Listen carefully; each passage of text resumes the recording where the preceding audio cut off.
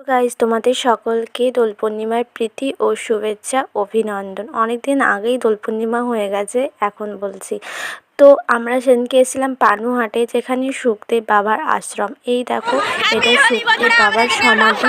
আর সেদিনকে সুখদেব বাবার একটা নতুন মন্দির করেছে। ওই মন্দিরটাই আমরা দেখতে গিয়েছিলাম, মানে জানি না, তো আমাদের ভাগ্যক্রমে আমরা মন্দির ওপেন দেখলাম, একদম গোটা মন্দির ঘুরে দেখলাম।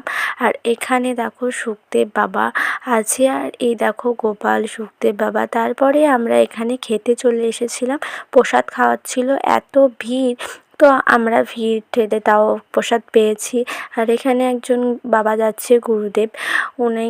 তারপর গোটা মন্দির দেখার পরে আমরা ভেতরে গিয়েছিলাম, ভেতরে ভিডিও করা বারণ আছে।